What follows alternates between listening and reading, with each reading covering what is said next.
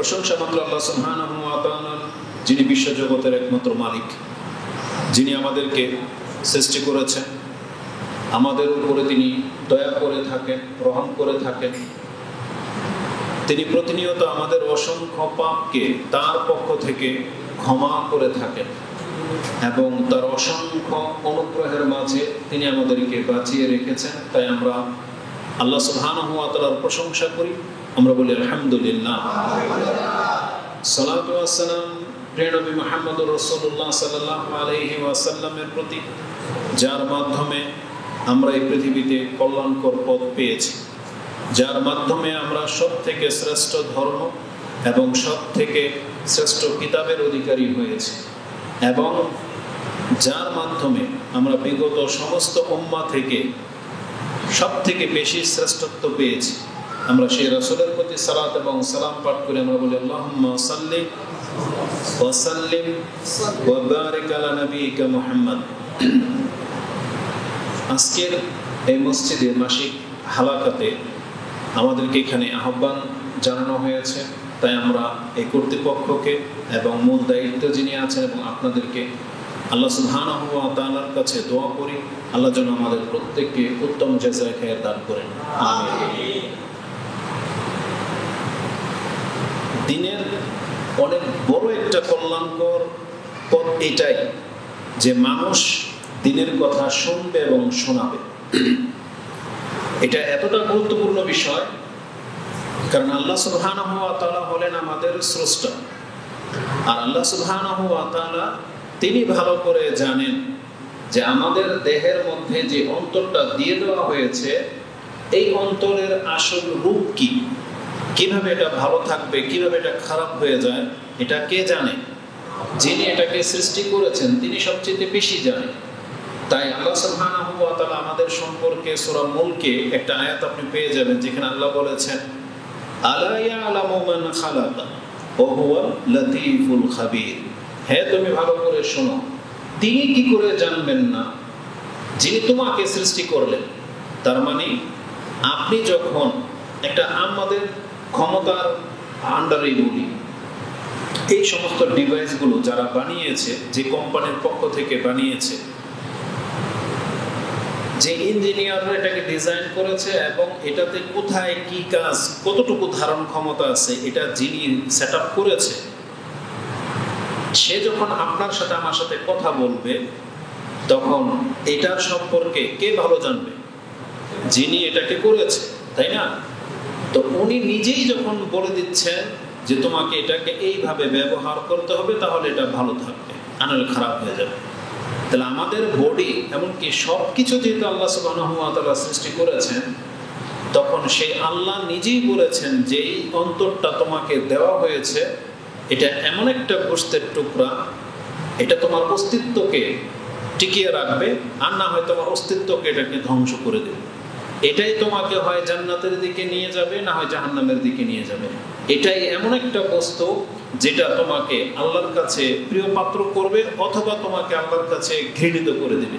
এই অন্তরটাই, এটা এমন একটা সেন্সিটিভ জিনিস।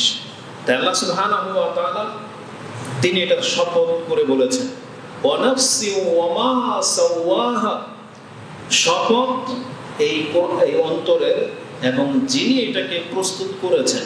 তার মানে আল্লাহ নিজেই নিজের শপথ নিচ্ছেন যে আমি আমার শপথ করে বলতেছি, এই যে আমার এই সৃষ্টি অন্তরটা, এটা একটা বিস্ময়কর সৃষ্টি, যার ফলে আল্লাহ সুবহানাহু ওয়া তাআলা এর গুরুত্ব বোঝাতে গিয়ে আল্লাহ নিজে শপথ নিয়েছেন, মানে কসম করে বলেছেন ওয়া নাফসি ওয়া মা সাওয়াহা, আমি এই নফসের, আমি এখানে যদিও বাংলা ভাষায় অন্তর বলতেছি, অন্তর মানে নফস না, মূলত নফস হচ্ছে যেটা আমাদেরকে পরিচালিত করে, মানে আমরা এটাকে অন্তর হিসেবেই জানি।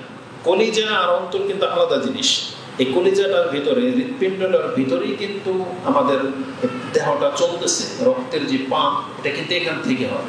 কিন্তু আমরা ওই বাহ্যিক গোশতের টুকরাটার কথা বলতেছি না। এই হৃৎপিণ্ডের ভিতরে আল্লাহ সুবহানাহু ওয়া তাআলা যে ইলহাম করেছেন, যেটা হচ্ছে আল্লাহর আমর। ওই যে বলা হয়েছে না যে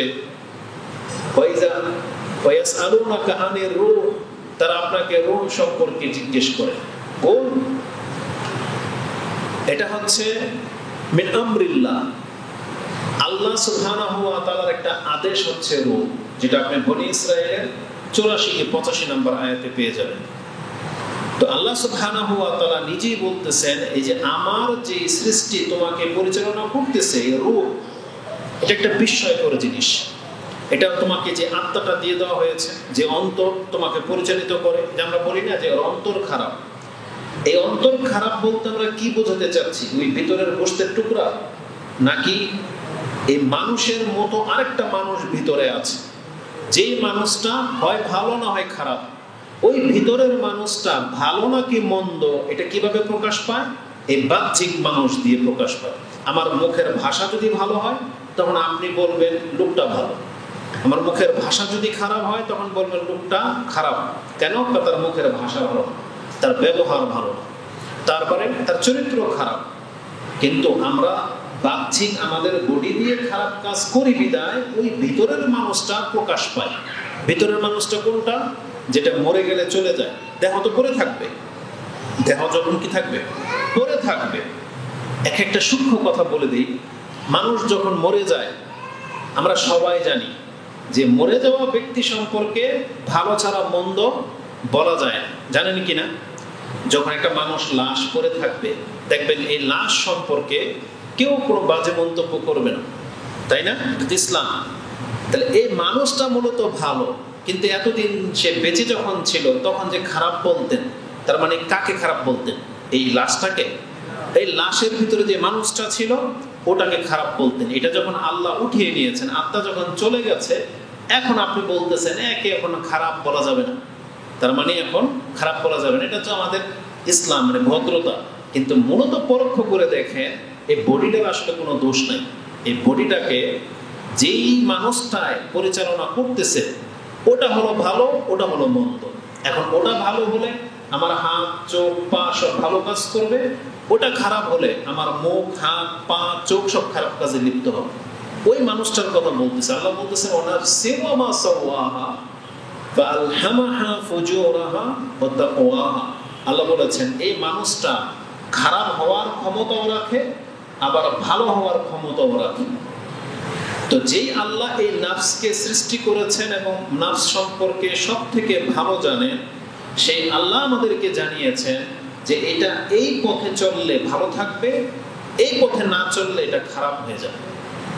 তো আজকের আলোচনায় আমরা ওই জিনিসটাকে আপনার কাছে পেশ করতে চাচ্ছি যে আপনি আল্লাহর কাছ থেকে এই শিক্ষা নিচ্ছেন কিনা, এটা হচ্ছে বিষয়। আর যদি এই শিক্ষা নিয়ে থাকেন, এই শিক্ষা যদি পেয়ে থাকেন, তাহলে এখন মেনে চলতে হবে। মেনে চলছে না কেন, এটা হচ্ছে আজকের বিষয়। যে আমাদের অন্তরকে ভালো করার জন্য আল্লাহ নিজেই যেহেতু স্রষ্টা আর নিজেই এটাকে ভালো রাখতে চাচ্ছেন, এজন্য কিভাবে আপনি ভালো রাখবেন সেটাও কিন্তু আল্লাহ আমাদেরকে শিক্ষা দিয়েছেন। কিভাবে শিক্ষা দিয়েছেন? কোরআন নাজিল করে দিয়ে শিক্ষা দিয়েছেন, একজন রাসূল প্রেরণ করে শিক্ষা দিয়েছেন। এজন্য আমাদেরকে ভালো থাকার জন্য যে শিক্ষা নাজিল করা হয়েছে, আমি আর আপনি যদি সেই শিক্ষা বিশ্বাস করা সত্ত্বেও যদি এখন মেনে না চলি, তাহলে এটা হবে সবচেয়ে বড় মুনাফিকি এবং এটা হবে সবচেয়ে বড় বিপর্যয়। আপনি যদি না মানতেন এটা আল্লাহর কালাম, কোরআনকে যদি আপনি আল্লাহর কালাম না মানতেন, এটা হচ্ছে এক রকমের অপরাধ। আপনি যদি রাসূল সাল্লাল্লাহু আলাইহি ওয়াসাল্লামের প্রতি ঈমান না আনতেন, তাহলে এটা হচ্ছে এক রকমের অপরাধ। সেটা কি অপরাধ? তখন আমরা বলতাম এটা কাফের, অবিশ্বাসী, তাই না? তাহলে একটা মদখোর ব্যক্তি, জেনাকারী ব্যক্তি যদি অমুসলিম হয়, সে মুসলিম না, তার মানে এখন তার সবচেয়ে বড় পাপ কোনটা? সে জেনা করে এটা বড় পাপ, নাকি সে কাফের এটা বড় পাপ? সে কাফের এটা বড় পাপ, তাই না?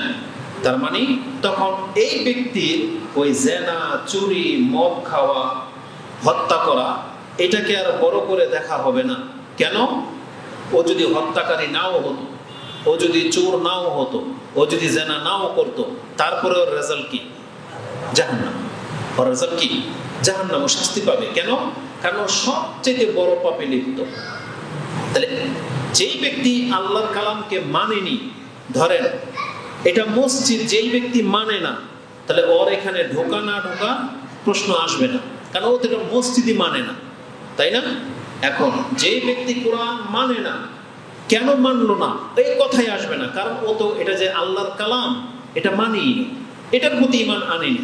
কিন্তু দুঃখটা হলো তখন যখন আমি আর আপনি আল্লাহর কোরআন এটা যে আল্লাহর কালাম এটা মানলাম, বিশ্বাসও করলাম, স্বীকারও করতেছি, কিন্তু এখন কোরআন পড়ি না। এইটা হচ্ছে সবচেয়ে বড় জটিলতার বিষয়। আপনি বলতেছেন রাসূল সাল্লাল্লাহু আলাইহি ওয়াসাল্লাম আল্লাহর পক্ষ থেকে সর্বশেষ রাসূল, তাকে অনুসরণ করলেই নাজাত, নাহলে মুক্তি নাই। এটা আপনি মানছেন, মেনে জেনে শুনে আপনি এটা করলেন না। এইটাই হলো সবচেয়ে আফসোসের ব্যাপার, দুঃখের ব্যাপার। সেটা কি? একটা মানুষ যখন সাঁতার জেনেও ডুবে যায় তার সম্পর্কে মানুষ আক্ষেপ বেশি করে। যেই ব্যক্তি সাঁতার জানে না, ডুবে গেছে, ওর সম্পর্কে অতটা মানুষ কি করবে না, হায় হুতাশ করবে না। কিন্তু সাঁতার জানা ব্যক্তি যদি ডুবে যায় তার জন্য বেশি আফসোস করে। একজন জেনে শুনে কোনো ব্যক্তি জেনে শুনে যদি যেমন আত্মহত্যা করে না, ও জানে যে বিষ খেলে মরে যাবে, কারেন্টের তার ধরে রেল লাইনের নিচে নিজের বডি দিয়ে দেয়, দেহ দিয়ে দেয়, জেনে শুনে, কিন্তু ও জানে যে আমি এখন মরে যাব, এই আত্মহত্যা যে করলো, এটাকে কেন ইসলামে বড় পাপ বলা হয়েছে? একটা মানুষ ধরেন জানতো না, বোতলে কিছু রাখা ছিল, খেয়ে নিয়েছে, মরে গেছে, বিষ খেয়েছে, মরে গেছে, ওর সম্পর্কে আপনার এত কৌতূহল নাই। আর যেই ব্যক্তি জেনে শুনে বিষটা খেলো, ওকে নিয়ে কত চর্চা, তাই না? তার জেনে শুনে যে কাজটা মানুষ করে এটা বেশি আলোচনার বিষয় হয়ে থাকে। তাহলে আজকে আমরা যদি জানতাম যে ইসলাম বলে কিছু নাই, যদি আমরা না জানতাম যে আল্লাহর কালাম পৃথিবীতে আছে, যদি না জানতাম যে ইসলাম বলে কোনো ধর্ম আছে, তাহলে ব্যাপারটা অন্যরকম ছিল। কিন্তু আমরা এখন জানি যে আমরা মুসলিম, আমাদের নাজাতের জন্য কিতাব হচ্ছে কোরআন, রাসূল হচ্ছে আমাদের অনুসরণীয় ব্যক্তি, আর আমরা তার কথা মানতে বাধ্য। এটা শুধু আমরা জানি না, বরং মেনে নিয়েছি, তাই না? এখন মেনে নেওয়ার পর সেই জাতি কেন এগুলোকে আবার প্রত্যাখ্যান করলো? তার জীবনটা জানার পরে সে এর ধার ধারে না কেন? এইটা কত বড় অন্যায় বলে। যে ব্যক্তি জানলো এটা মসজিদ, এখানে আসলে আল্লাহর রহমত পাওয়া যায়, এটা জানলো, তার দরকার ও রহমত, তার দরকার ক্ষমা, কিন্তু সে কোনোদিন মসজিদের গেট দিয়ে ঢুকলো না, তার তার এই জানা আর না জানার মধ্যে কি পার্থক্য বলে? কোনো পার্থক্য নাই। সে যদি নাও জানতো, কোনো পার্থক্য নেই। সে জেনেই যখন কোনো ফায়দা হয় নাই, তার না জানা একটা কোনো যায় আসে। তো আজকের আমার মূল বিষয় হবে, আমরা সবাই যারা এখানে আছি, আমরা পরিচয় দেই নিজেদেরকে মুসলিম হিসেবে। আমরা স্বীকার করে নিচ্ছি আল্লাহ একজন আছে, আমরা স্বীকার করে নিচ্ছি আমাদের কিয়ামতের মাঠে উঠতে হবে, বিচার হবে। এই যে আমাদের জানাশোনা স্বীকৃতিগুলো, এইটা আপনাকে আমাকে কতটুকু ফায়দা দিচ্ছে, বা এই জ্ঞানটা আপনাকে আমাকে কতটা সৎ করলো, এটা আজকের পর্যালোচনার বিষয়। যে একজন ব্যক্তি যখন নিজেকে মুসলিম বলে দাবি করে, আর একজন মুসলিম তার ধর্ম সম্পর্কে জানে, ইসলামে এগুলো হালাল, ইসলামে এগুলো হারাম, তাই না? এখন আমরা মুসলিম হওয়া সত্ত্বেও যদি ওই হারাম হালালকে বেছে না চলি, সব জায়গায় যদি আমাদের অংশ থাকে, তাহলে আমাদের মধ্যে আর কাফেরদের মধ্যে কি পার্থক্য? আপনি হচ্ছেন মুসলিম, কিন্তু চরিত্রের দিক থেকে আপনি ওই কাফেরের চাইতেও মন্দ। কেন? কারণ আপনি মানুষকে গালি দেন, আপনি মানুষকে হত্যা করেন, আপনি মানুষের সাথে চিটারে বাটপারি করেন। যেই গুণগুলো অমুসলিমদের থাকার কথা, এগুলো আপনি আর আমি মুসলিম হওয়া সত্ত্বেও আমাদের মধ্যে আছে। কেন আছে? এটা হচ্ছে বিষয়। কেন হবে? এখন মূল কথা হলো, তাহলে আমাদের করণীয় কি? আমাদের করণীয় হলো, আপনি কি নিজেকে মুসলিম বলে দাবি করেন কিনা? যদি বলেন হ্যাঁ করি, তাহলে আমি বলবো নিজের অন্তরটাকে এখন ইসলাম মানতে বাধ্য করেন। আপনি নিজেকে বলেন আমি তো মুসলিম, তাহলে আমি কেন ইসলাম মানবো না? আপনাকে মানতে বাধ্য করতে হবে, এটা আপনার কাজ। আপনার অন্তর বাধ্য এখন নামাজ পড়তে, আপনার অন্তর বাধ্য হালাল খেতে, আপনার অন্তর বাধ্য দাড়ি রাখতে, আপনার প্যান্ট টাকনার উপরে উঠবে, এটা বাধ্য।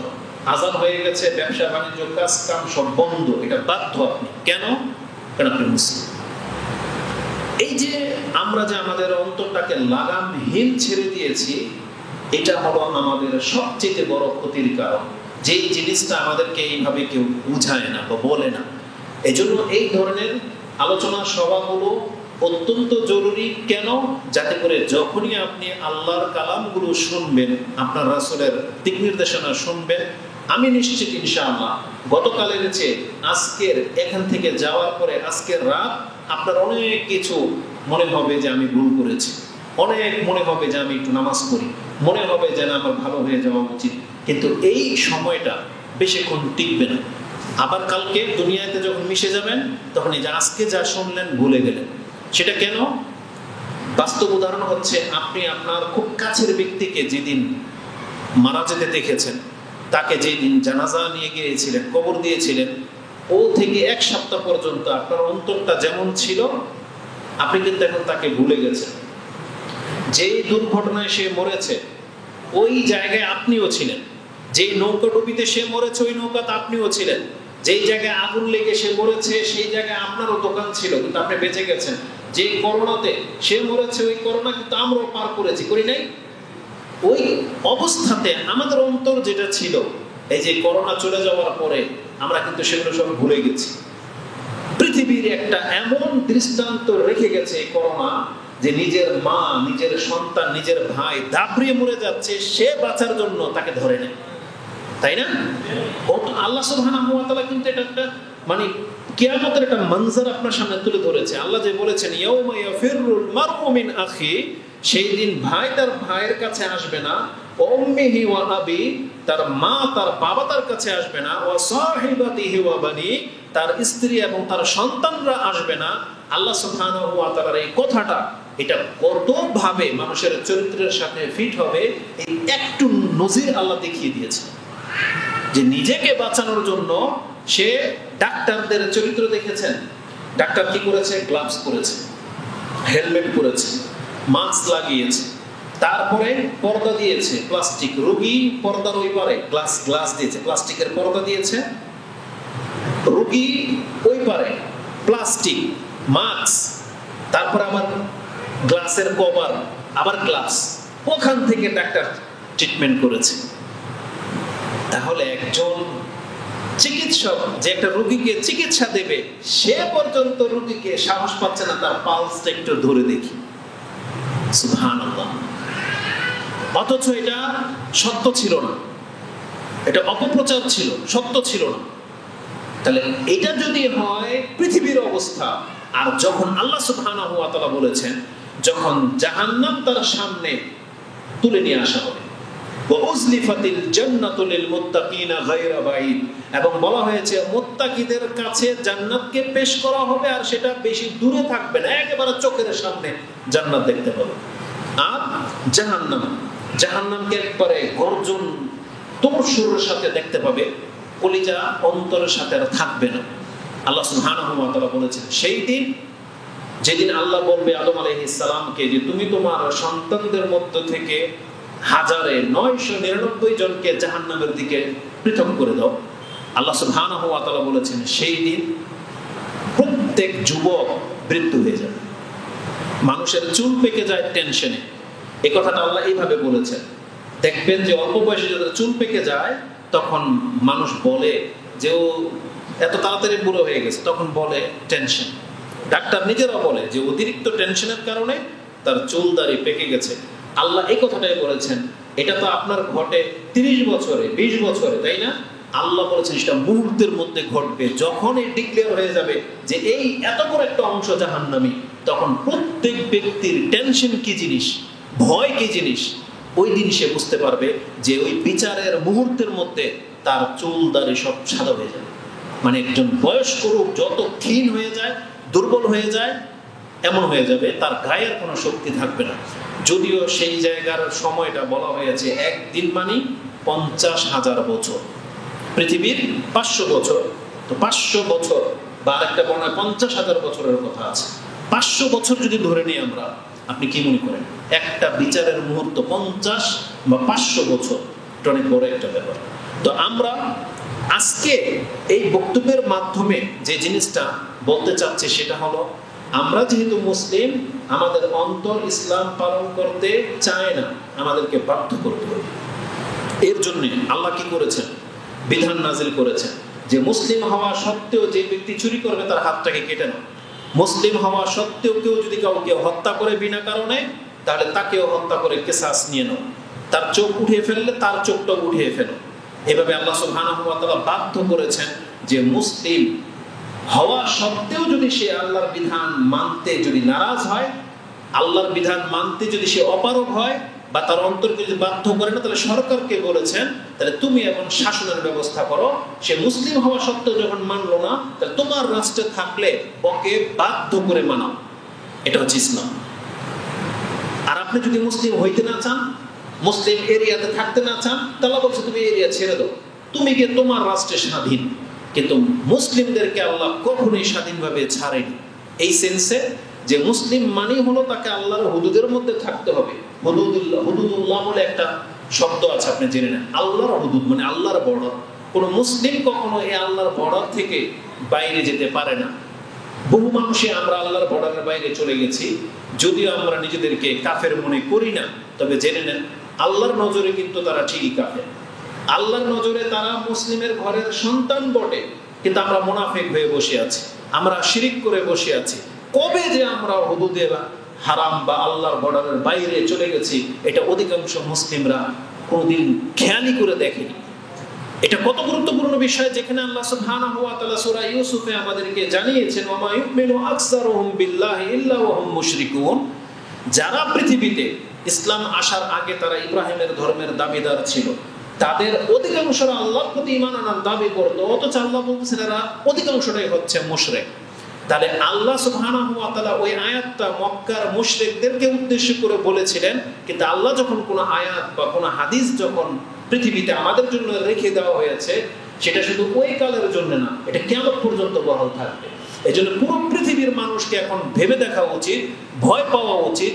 আল্লাহ যখন নিজে বলেছেন ওয়া মা ইউমিনু আকসারুহুম বিল্লাহ, যে পৃথিবীর অধিকাংশ মানুষ নিজেকে ঈমানদার বলে দাবি করে, ওহুম মুশরিকুন, অথচ তারা হচ্ছে মুশরিক।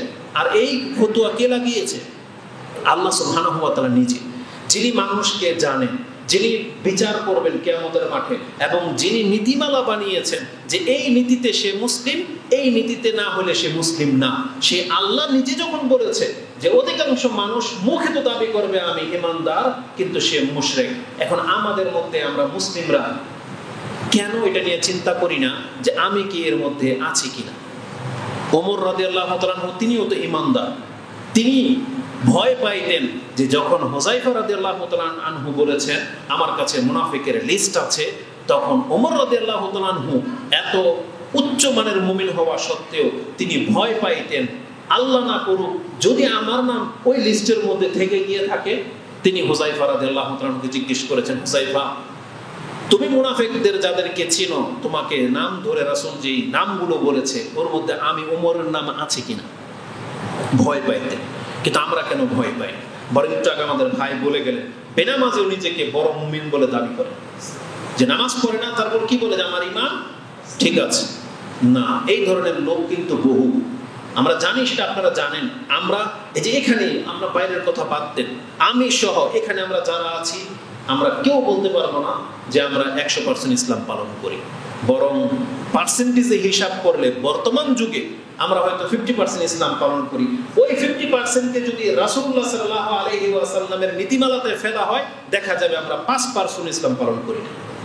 কারণ নামাজের ক্ষেত্রে হুযায়ফা রাদিয়াল্লাহু তাআলা আনহু, উম্মে দারদা রাদিয়াল্লাহু তাআলা আনহু আজ থেকে 1350 বছর আগে যদি রাগ করে মসজিদ থেকে বাড়িতে গিয়ে যদি তার স্ত্রীকে এই কথা বলতে পারেন যে আজকে রাসূলের ইন্তেকাল হয়েছে মাত্র 10-20 বছর হয়েছে, এই পৃথিবীর মানুষ নামাজ থেকে তাদের ইখলাস উঠে গেছে।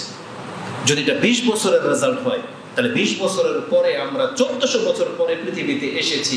আপনি মনে করেন কি একজন ব্যক্তিকে ধরে নিয়ে আসেন যে কায়েমনে নামাজ পড়বে, আপনার কাছে তার চেয়ে উত্তম নামাজ আর হতে পারে না। কিন্তু সেটাও যদি কম্পেয়ার করা হয় আমাদের পূর্বের সালাতদের সাথে, তখন দেখতে পাবেন না তার মধ্যেও ঘাটতি আছে। আর সেই জায়গায় আমরা কিভাবে নিজেকে মুসলিম বলে মানে শান্তির নিদ্রা নিচ্ছি, এটা হচ্ছে বিষয়। তো আমরা আমাদের যেহেতু সবাই আমরা এখানে আত্মীয়, সবাই আমরা যেহেতু নিজেদের লোক, নিজেদের ঘরনা, নিজেদের আকীদার লোক, এজন্য আমরা পুরো পৃথিবীকে যদি শুধরাতে না পারি, আমরা আজকে যাদের সামনে বক্তব্যটা করতেছি, আমি সহ আপনাকে এটা প্রস্তাব পেশ করতেছি, আসুন আমরা নিজের অন্তরকে বাধ্য করি যে আমি ইসলাম পালন করব। এটা যদি আপনি না করেন না, আপনি কোনোদিন হবে না। আমি একটা এক্সাম্পল দিই। কোনো একজন বুজুর্গ, আল্লাহর প্রতি তার অগাধ বিশ্বাস ছিল। ঘটনাটা কি ঘটেছে নাকি কাল্পনিক বানানো, মানে বয়ান করা হয়েছে আমি জানি না। তো উর্দু একজন শেখ তৌসিফুর রহমান, চিনবেন তাকে, তার দার্সে যখন বসেছিলাম, কোন এক বক্তব্যে তিনি এক বুজুর্গের কিচ্ছা বর্ণনা করতে গিয়ে বলেছিলেন যে আমাদের অধিকাংশ মানুষ আল্লাহ ভরসা, তাওয়াক্কুল কি জিনিস এটা বোঝে না। এটা কেন বোঝে না, এটা বলতে গিয়ে তিনি বলতেছেন আল্লাহর কোন এক বুজুর্গের কথা, যে আল্লাহর প্রতি তার অগাধ বিশ্বাস ছিল এবং সে ধারণা করত যে আল্লাহ আমাকে উদ্ধার করবে। আল্লাহ সুবহানাহু ওয়া তাআলা তার সাথে কি করেছেন, কোন একটা ঘটনায় সে নদীতে ডুবে গেছে, বাঁচার জন্য সে আর্তনাদ করতেছে, আল্লাহকে ডাকতেছে, একটা কাঠের তক্তা ভেসে আসছে, একটা কাঠের তক্তা ভেসে আসছে। এই লোকটা সে কাঠটাকে ধরে নেয়, কারণ সে বলতেছে আমি তো আল্লাহকে ডাকতেছি, এই কাঠের আশ্রয় আমি নিব না। ডুবে গেল, ডুবে গেল, কি করবে, কাঠ না করে ডুববে না, ডুবে গেল। আচ্ছা বলেন তো, এই যে আল্লাহর প্রতি যে ভরসা থাকতে হবে, আল্লাহ যে তাকে বাঁচাবে, তাহলে সেটাকে কিভাবে নিয়েছিল? তার মানে তার কথা অনুযায়ী মনে হচ্ছে যে আল্লাহ নিজে তাকে আঙ্গুল দিয়ে ধরে কিনারায় উঠাই দিবে। বিষয়টা এরকম না? অথচ আল্লাহ সুবহানাহু ওয়া তাআলা ইউনূস আলাইহিস সালামকে উদ্ধার করার ক্ষেত্রে আল্লাহ আসছিলেন, আসেন না। আল্লাহ ফেরেশতা পাঠিয়েছিলেন, পাঠান নাই, বরং এই ভেসে আসা কাঠের মধ্যে মাছ তাকে উগলি দিয়েছে, মাছটাকে উগলি দিয়েছে। মানে আল্লাহ সুবহানাহু ওয়া তাআলা সাবাব ছাড়া কোনো কাজ করেন না। মানে আল্লাহ পারেন, আল্লাহ চাইলেই হয়ে যাবে। এই মসজিদটা আল্লাহ চাইলেই গাইবি উঠে যেত। এটা আল্লাহর ক্ষমতা আছে না নাই? আছে। কিন্তু পৃথিবীতে কোনো একটা মসজিদে গাইবি উঠেছে? তাহলে আপনার আমার পকেটের টাকা দিয়ে তো এটা হয়েছে, হয়েছে না? তাহলে আল্লাহ সুবহানাহু ওয়া তাআলা টাকাটা এখানে না দিয়ে আপনার এখানে দিয়েছে, আপনি এখান থেকে খরচ করে এটা বানিয়েছেন। তার মানে আল্লাহ সাবাব চায় যে তুমি বান্দা এটা করো, তোমাকে আমি এটা করে দেব। যেমন মূসা আলাইহিস সালামকে আল্লাহ তো সমুদ্র পার করবেন, এটা তো আল্লাহর জানা ছিল না, ফয়সালাতে ছিল। আল্লাহ সুবহানাহু ওয়া তাআলা মূসা আলাইহিস সালামকে এই কথা কেন বললেন, ইদরিব বিআসাকাল বাহর, তুমি তোমার লাঠি দিয়ে এই সমুদ্রের উপরে আঘাত করো। আচ্ছা বলেন তো দেখি, শুধু মূসা কেন, পুরো পৃথিবীর মানুষ যদি সবাই মিলে গিয়ে সমুদ্রের মধ্যে পিটায়, সমুদ্রের পানি ভাগ করতে পারবে? ওটা কি মূসা আলাইহিস সালামের বাড়ির কারণে ভাগ হয়ে গিয়েছিল? তাহলে আল্লাহ সুবহানাহু ওয়া তাআলা তাকে বাড়ি দিতে কেন বললেন? যদিও ঘটনাটা আল্লাহই ঘটিয়েছেন। তার মানে আল্লাহ আমাদেরকে শিক্ষা দিতে চেয়েছেন, বান্দা আমি তোমাকে উপকার করব, আমি তোমাকে উপকার করব, কিন্তু তোমাকে কি করতে হবে, সেই পরিমাণ প্রচেষ্টাও করতে হবে। প্রচেষ্টা করে তুমি আল্লাহর উপরে ভরসা করো। মরিয়ম আলাইহিস সালাম তিনি যখন পেটের ব্যথায় কান্না করছিলেন যে এই কষ্ট সহ্য হয় না, যে প্রসব বাচ্চা মানে ডেলিভারি করার যে কষ্ট, সে বলেছিলেন যে হায় আমার আফসোস ছিল না, তাহলে আমি অপবাদ থেকে বেঁচে যাইতাম আর এই যন্ত্রণা থেকে আমি মুক্তি পেতাম। তখন আল্লাহ তাকে বলেছেন যে তুমি চিন্তা করো না, তুমি খেজুর গাছের গোড়া ধরে নাড়া দাও। আচ্ছা বলেন তো দেখি, আল্লাহ সুবহানাহু ওয়া তাআলা দেখেন আপনার আমার সামনে কি পেশ করেছেন। এটা যদি একটা আম গাছও হতো, তাও একটা মহিলার ক্ষমতা নাই যে আম গাছ ঝাঁকি দিলে এটা পাতা ফেলবে। আর খেজুর গাছের মতন গাছ যেটা ঝাঁকি দিলে কোনোদিন হিলে না, হিলাইতে পারবেন খেজুর গাছ? অথচ আল্লাহ বলতেছেন কাণ্ডও না, তুমি গোড়া ধরে, হাতের সামনেই গোড়া ছিল, গোড়া ধরে নাড়া দাও। আল্লাহ বলতেছেন মরিয়ম আলাইহিস সালামের গোড়া ধরে নাড়া দিলে কি খেজুর পড়ার মতন গাছ এটা? কিন্তু কে ফেলেছে? আল্লাহ সুবহানাহু ওয়া তাআলা। কিন্তু তাকে বলেছে তুমি নাড়া তো দিতে হবে। তাহলে আজকে আমি যে জিনিসটা দেখাতে চাচ্ছি, আমরা যদি সত্যিকার অর্থে আল্লাহর প্রতি ঈমান এনে থাকি, আমাদেরকে আল্লাহ বলেছেন তোমাকে অ্যালার্ম লাগাতে হবে, তাইলে তুমি জাগতে পারবে। মসজিদের ইমামকে বলেছেন তুমি টাইম মতো আজান দিয়ে দিবে যাতে করে তারা জেনে যায়। তাহলে আজান যদি না হয়, আপনি অ্যালার্ম যদি না লাগান, আপনি বলতেছেন না আমি ঘুমিয়ে থাকবো, আল্লাহ আমারা জাগাই দিবে, এটা কি হবে? কোনোদিন হবে না। আল্লাহ আপনাকে দাড়ি দিয়েছেন, এখন আপনি যদি ফেলে দেন, আপনি বলতেছেন আল্লাহ যদি হেদায়েত করে দাঁড়িয়ে থেকে দেবে, তার মানে আপনি বুঝাইতে চাইলেন আমার দাঁড়ি ইসমাইল আলাইহিস সালামের মতন হোক। কারণ ইসমাইল আলাইহিস সালামকে যখন চাকু চালানো হয়েছে, চাকু চলে নাই, তাই না? যেটা আমাদের গল্প শোনানো হয় যে চাকু চলে না, এটা পশমও কাটে নাই। তা আল্লাহ আমাকে এরকম করে দেব যাতে সেলুলায় আমার দাঁড়ি ফেলতে না পারে, তাইলে আপনি রাখবেন। ব্যাপারটা কি এমন? কোনোদিন এমন হবে না। যারা হারাম খায়, টেবিলে যারা টাকা নেয়, ঘুষ নেয়, সুদ নেয়, তারা যদি এই যুক্তি দেয় আল্লাহ চাইলে তো আল্লাহ আমার হাতকে থামায় রাখতে পারে, কিন্তু আল্লাহ এটাকে করবে না, এটা আল্লাহ করবে না। এটা আমি আপনাকে বুঝাতে চেয়েছি। দুনিয়ার ব্যক্তিগত জীবনেও আপনাকে সাবাব লাগবে, ধর্ম পালন করার জন্য আপনাকে সাবাব লাগবে। আল্লাহ বলেছেন দাড়ি রাখো, আপনাকে ইচ্ছা করে টুপি পরতে হবে, আপনাকে ইচ্ছা করে প্যান্টের মাপ যখন দেন। আমরা যখন স্কুল লাইফে ছিলাম, আমার প্যান্ট ছিল 42। কি ছিল? 42। নাভি থেকে টাকনার নিচে চলে যেত, কিন্তু সেই প্যান্ট বা পায়জামা এখন পরি 36। কত অংশ কমছে? 6 ইঞ্চি কমছে। এখন এটা যদি আপনার ইচ্ছা না থাকে 6 ইঞ্চি কমবে না। টেইলার যখন মাপ নেয় ও 42ই নেবে, 40-এর উপরে নেবে, 43 নেবে, কিন্তু আপনাকে বলতে হবে যে আমার টাকনার উপর পর্যন্ত মাপ নেয়, এটা আপনাকে বলতে হবে। আপনার প্যান্ট ইচ্ছা করে উঠাতে হবে, নাকি নিজে নিজে কাপড় আল্লাহর ক্ষমতা উঠে যাবে? উঠবে না। মহিলাদেরকে পর্দা নিজে থেকে করতে হবে। পর্দা করার মতন বহু কাপড় তার দেয়ালে ঝোলে, তার বিল্ডিং সাজানোর জন্য 10-20 মিটারের পর্দা ঝোলে, অথচ তার দেহ ঢাকার জন্য 3 মিটার কাপড় তার ঝরে না। কেন? কারণ তার ইচ্ছা নাই। তার ইচ্ছা হয়েছে সুন্দর করবে বিল্ডিং, সেজন্য পর্দা ঝুলিয়েছে। কিন্তু মহিলারা, সে আমার পর্দা করতে হবে, সেই জন্য সে 3 মিটার কাপড় গায়ে জড়ায় না। আর 3 মিটার কেন, 4 মিটার ধরিয়ে দেন, ওই করে প্যাচ করে নাভির নিচে গুজে দেয়, কিন্তু বাকি সব খোলা থাকে। তার মানে আমি বোঝাতে চেয়েছি আপনার ইচ্ছা লাগবে। আপনি যদি মুসলিম হন, ধর্ম পালন করতে কি লাগবে? আপনার ইচ্ছা লাগবে। ইচ্ছা ছাড়া আপনি কোনোদিন ধার্মিক হতে পারবেন না। একজন ধার্মিক হওয়ার জন্য, ধর্ম পালন করা ব্যক্তি হওয়ার জন্য আপনার নিজের ইচ্ছা লাগবে যে আমি নিজে ইচ্ছা করে কাউকে গালি দেব না, আমি ইচ্ছা করে কারোটা হারাম খাবো না, আমি ইচ্ছা করে কোনোদিন নামাজ ছাড়বো না। আপনার যদি এই ইচ্ছাটা না জন্মে, আজকে আপনার বাচ্চাদেরকে, ছেলেদেরকে জিজ্ঞেস করেন, ওদেরকে আপনি কতদিন ধমকিয়ে পড়তে বসাবেন? ওরা নিজের ইচ্ছা যদি না থাকে, তাহলে আপনাকে জোর করে কোনো কিছু করাবে, কিন্তু ওই শক্তি যখন খাটবে না, তখন ও আপনার কথা মানবে না। বড় যখন হয়ে যাবে সেটা মানবে না। কিন্তু মুরব্বীদেরকে সম্মান করার ক্ষেত্রে যুবকদের ইচ্ছা লাগবে যে আমি কোনো মুরব্বী বয়োজ্যেষ্ঠদের সাথে বেয়াদবি করব না, এটার ইচ্ছা লাগবে। যদি এই ইচ্ছাটা না থাকে, তাহলে কোনোদিন কোনো শিক্ষা দিয়েও কোনো কাজ হবে না। তো আল্লাহ সুবহানাহু ওয়া তাআলা আমাদেরকে যে ইসলাম দিয়েছেন, আপনি আর আমি মেনে নিয়েছি। এখন আমাদের ইচ্ছা শক্তিটাকে কাজে লাগাতে হবে। যারা ইচ্ছা করে ইসলাম পালন করে না, বরং যারা ইচ্ছা করে দুনিয়াটাকে বেছে নিয়েছেন, আসলে আমি আপনাকে দেখাই এই সম্পর্কে আল্লাহ সুবহানাহু ওয়া তাআলা কোরআনে কত শক্ত করে, কত কঠিন কথা বলেছেন। আল্লাহ সুবহানাহু ওয়া তাআলা আমাদেরকে জানিয়েছেন এই পৃথিবীতে বহু রকমের মানুষ আছে। বহু রকমের মানুষ। এক শ্রেণীর মানুষ আছে যারা দুনিয়াবী এবং দুনিয়ার দিকেই মানুষকে আকৃষ্ট করে। আরেক শ্রেণীর মানুষ আছে যাদের না পরকাল ঠিক আছে, না দুনিয়া ঠিক আছে। দুনিয়া ঠিক নেই কিভাবে? এক তো ধার্মিক না, নামাজও পড়ে না, মুসলিমের ইসলামের কিছুই পালন করে না। আচ্ছা, মেনে নিলাম যে ও ইসলাম পালন করে না, নামাজ পড়ে না, কি করে এই সময়টাতে? ও অনেক চাষাবাদে ব্যস্ত, বিজনেস নিয়ে ব্যস্ত, এত টাকার মালিক হয়ে গেছে যে বাংলাদেশের বেনামাজি যারা, তারা এত মেহনত করে যে মেহনত করতে করতে, টাকা কামাতে কামাতে ইউরোপ আমেরিকাকে ফেল করে দিচ্ছে, এই জন্য তারা ইবাদত করতে পারে না। এমনও তো না। কিন্তু তাহলে দেখা যাচ্ছে কি করতেছে তারা? এক তো ইবাদতও করে না, উপরন্ত তারা দুনিয়ার জন্য কোনো কাজ করে না।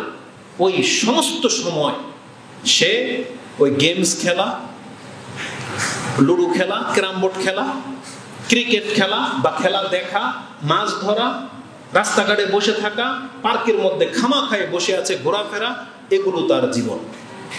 তাহলে এই ব্যক্তি কি করলো? তার পরকালও কামাইলো না, দুনিয়াও সে হারালো।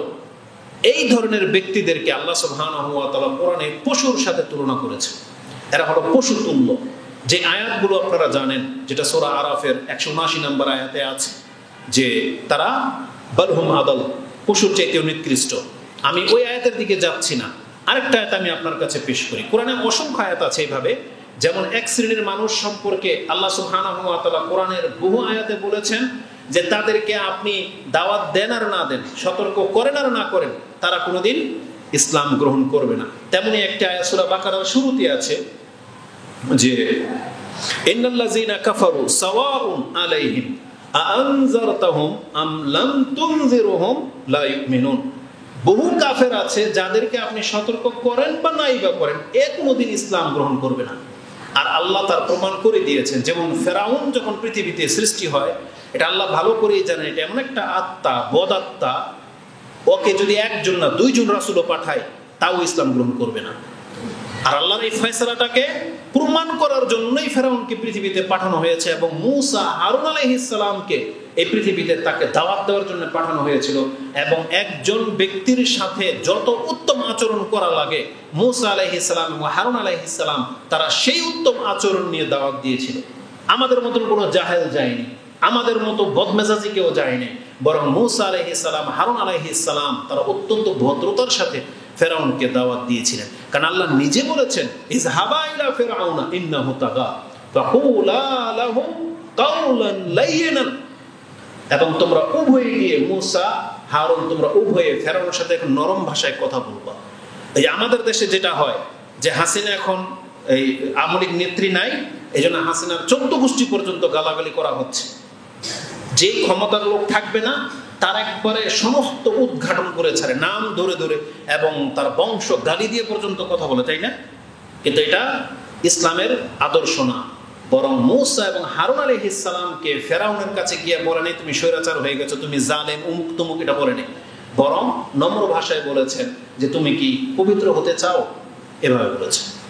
৭৯ নম্বর সূরা যেটা নাজিয়াতে পেয়ে যাবে, যে তুমি কি পবিত্র হতে চাও, এই ভাষায় গিয়ে বলেছে যে তুমি কি শুধরাতে চাও, তাহলে আমার এই নীতিমালা গ্রহণ করো, এই আল্লাহর মেসেজটা গ্রহণ করো। সে করেনি।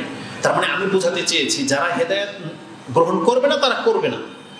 রাসূলুল্লাহ সাল্লাল্লাহু আলাইহি ওয়াসাল্লাম তার মতন ব্যক্তি যখন মক্কার মুশরিকদেরকে দাওয়াত দিয়েছেন, যে নিজের কোনোদিন প্রতিশোধ গ্রহণ করে নাই, সেই ব্যক্তিকে পর্যন্ত হত্যা করতে চেয়েছে। দাওয়াত তো গ্রহণ করা দূরের কথা, তাকে হত্যাই পর্যন্ত করতে চেয়েছে।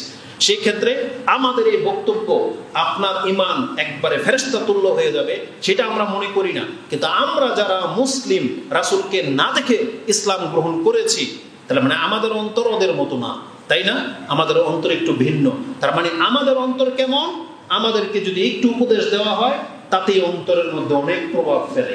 এই জন্য আল্লাহ বলেছেন যে ফাযাক্কির ইন্না যিকরা তানফাউল মুমিনিন, আপনি উপদেশ দিতে থাকেন, কারণ উপদেশ মুমিনদের জন্য ফলপ্রসূ হয়ে থাকে। এই ধরনের উপদেশ বাণীগুলো থেকে আমাদেরকে উপদেশ নিতে হবে। এই জুমার খুতবা এটা ইসলামের অনেক বড় একটা কল্যাণকর দিক, যেটা অন্য কোনো ধর্মে আপনি দেখাইতে পারবেন না। বরং আল্লাহর পক্ষ থেকে জুমার ব্যবস্থা করে দিয়ে এটা আমাদেরকে সাব্যস্ত রাখা হয়েছে যে অন্তত সপ্তাহে একবার হলেও মুসলিমরা উপদেশ বাণী শুনবে। যদিও সেটা আপনি জানেন ৫ ওয়াক্ত নামাজ ফরজ, কেন তারপর খুতবায় বলা হয়? কারণ এই যে বললে শুনলে এটা অন্তরের উপর প্রভাব ফেলে। এই জন্য আল্লাহ সুবহানাহু ওয়া তাআলা বারবার কোরআন পড়তে বলেছেন, বারবার কোরআন শুনতে বলেছেন। এই জন্য পড়লেও নাকি, শুনলেও নাকি।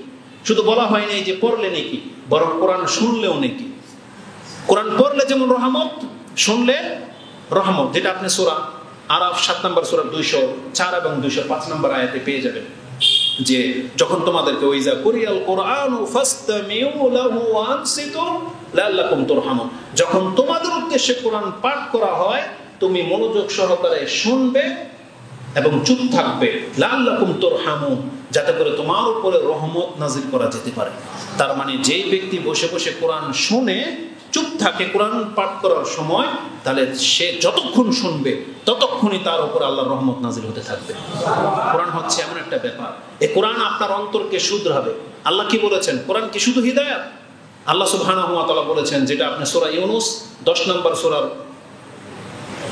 ৫৭-৫৮ নম্বর আয়াতে পেয়ে যাবেন, যেখানে আল্লাহ বলেছেন ইয়া আইয়ুহান নাস কাদ জাআতকুম মাউইযাতুম মির রাব্বিকুম ওয়া শিফাউন লিমা ফিস সুদুর। তোমাদের রবের পক্ষ থেকে একটা উপদেশ বাণী এসেছে, আর এটা শুধু উপদেশ না, তোমার অন্তরের ভিতরের যত রোগ আছে সেটাকে শুধরে দিবে কে? এই কোরআন।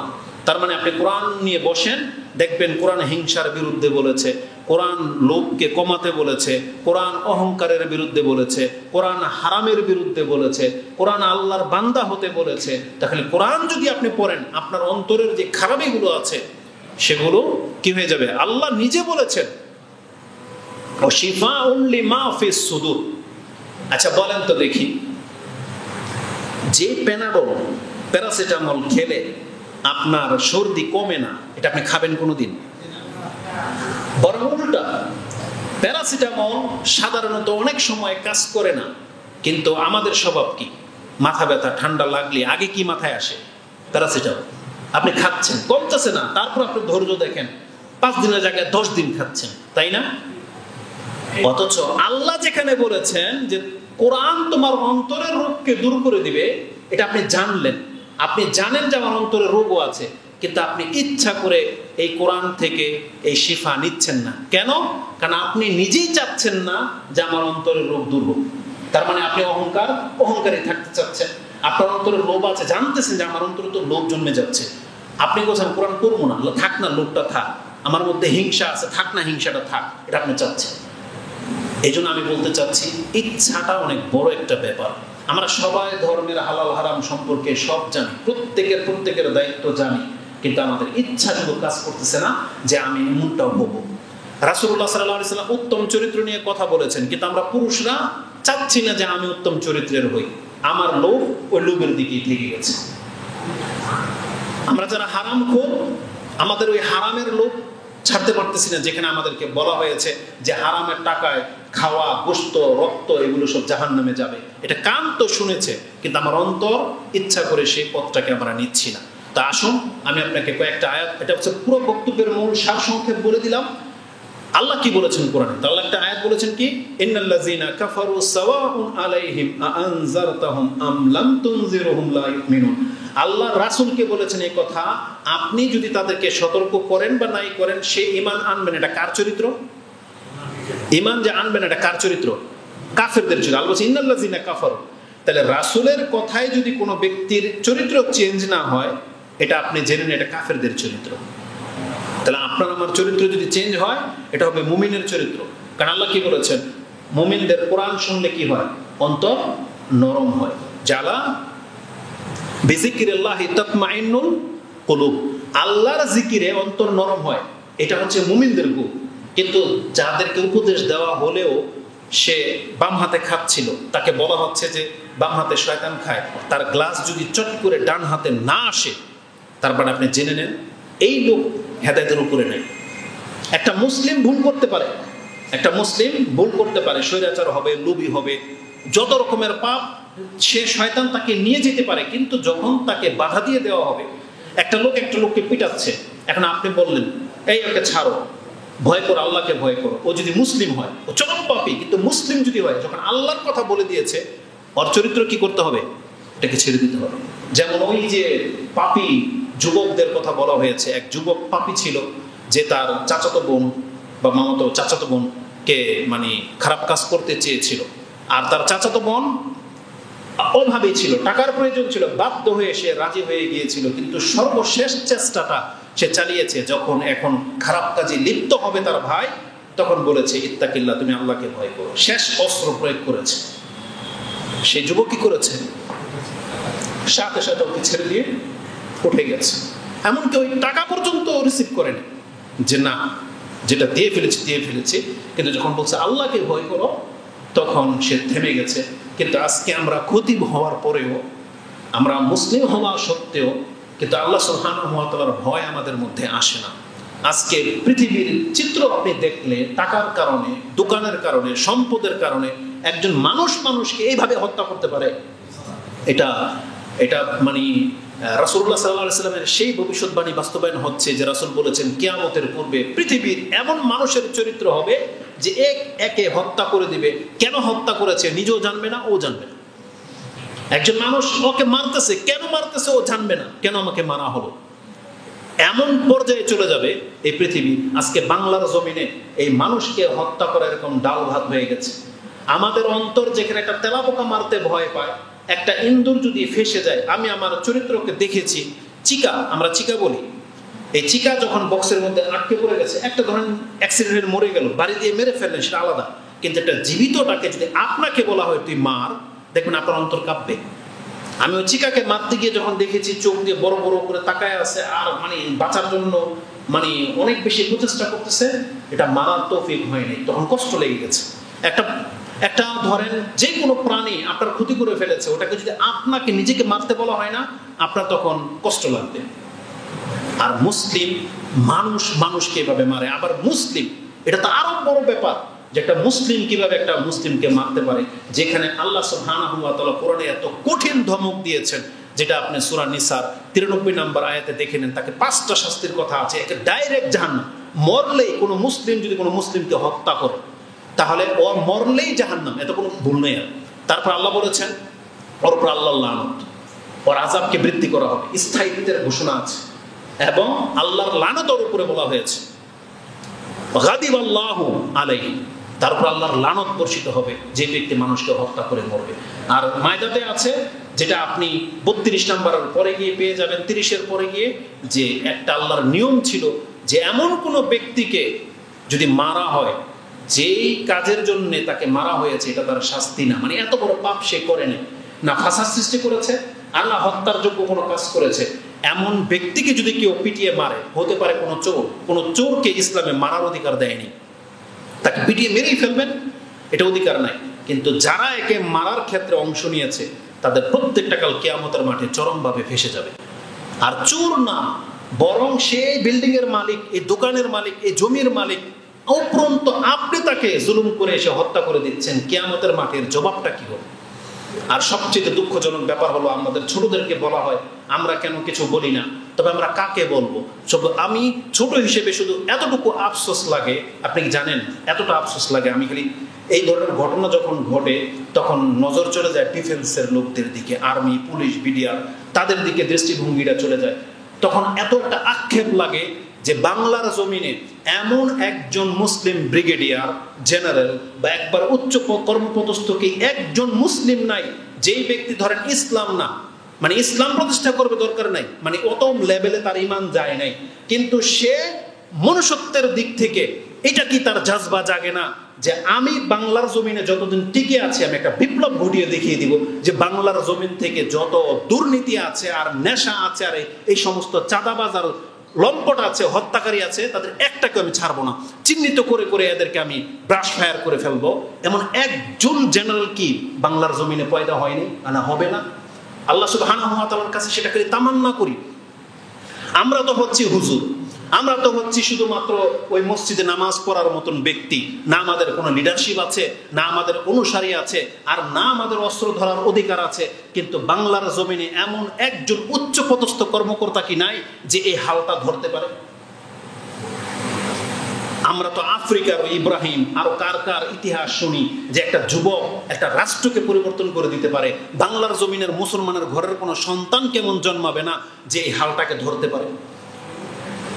এটা খেলে আশ্চর্য লাগে।